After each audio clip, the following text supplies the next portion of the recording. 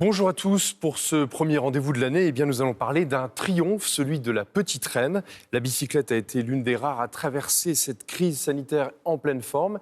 Et pour en parler, nous sommes donc en ligne avec la patronne de Cyclable. Cyclable, c'est un réseau de magasins de vélos pour le quotidien. Alors Céline Forestier, est-ce que vous pouvez nous faire rêver? Vous avez des chiffres de croissance qui en font pâlir plus d'un. Oui, bonjour. Effectivement, 2020, c'est une année qui a marqué l'histoire de la petite reine qui est devenue grande et ça se traduit vraiment dans nos chiffres chez Cyclable. On constate effectivement un engouement pour le vélo et surtout le vélo électrique. On enregistre des croissances à deux chiffres et même plus 50% sur le vélo électrique. On n'a vraiment jamais connu ça dans l'histoire de Cyclable. On avait des files d'attente jusqu'à 2 heures devant nos magasins et je tiens à remercier toutes les équipes qui ont su vraiment, dans l'urgence, servir tous les clients qui avaient besoin de se déplacer et de trouver une solution en conservant cette fameuse distance sociale grâce au vélo. Alors, qu'est-ce qui s'est passé en 2020? Est-ce que c'est uniquement la peur de se retrouver dans les transports en commun bondés avec le risque de la pandémie? Ou bien vous pensez qu'il y a un courant plus fort qui est en train de transformer le mode de transport?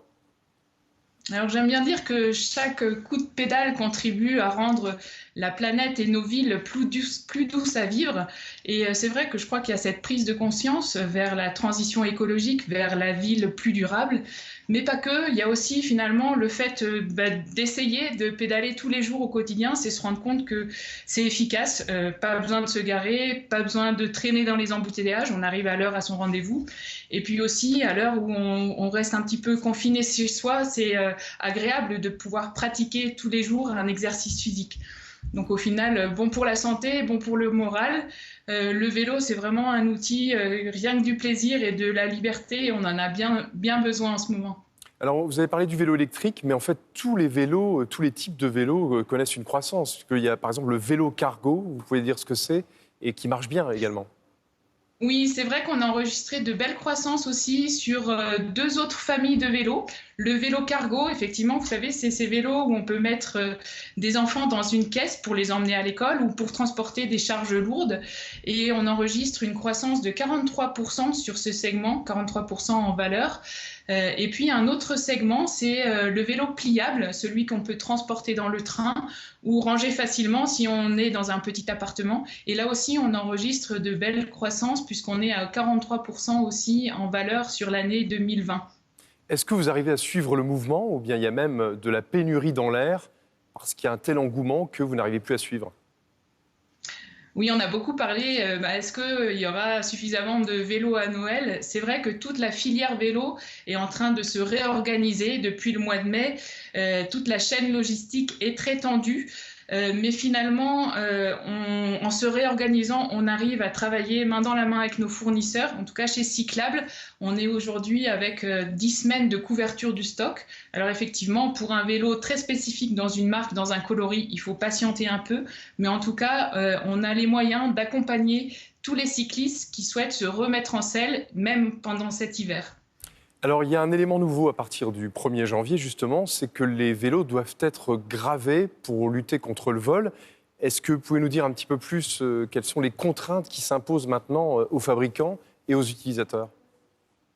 Oui, c'est dans le cadre du plan vélo que le gouvernement a souhaité lever un frein à la pratique du vélo. C'est finalement la peur du vol. Et il y a cette obligation de créer un numéro unique pour le vélo, pour qu'en cas de vol, le vélo soit retrouvé. Effectivement, à partir du 1er janvier, chaque vélo neuf qui sort doit être gravé. Il ne faut pas oublier qu'à ce geste, on doit bien ajouter les gestes réflexes qui sont de bien attacher son vélo avec un cadenas de qualité et toujours à un point fixe, quelle que soit la durée du stationnement. Au final, vous espérez quoi pour 2021? Parce que les chiffres ont déjà été très impressionnants, comme vous l'avez expliqué au début. Ça va continuer encore cette année, notamment parce que finalement, les infrastructures aussi se développent, les pistes cyclables. Oui, on espère cette année encore une croissance à deux chiffres, bien entendu soutenue par les infrastructures qui fleurissent dans les villes. On a eu cette année un phénomène avec les coronapistes qui se sont mis en place dans l'urgence. Et on sait que sur 1000 km de nouvelles pistes cyclables qui ont eu lieu cette année, il y en a 90% qui sont pérennes dans l'avenir. Et le plan vélo prévoit 100 000 km de pistes cyclables à horizon 2024. Donc, il y a une belle part de progrès pour la pratique du vélo pour le quotidien.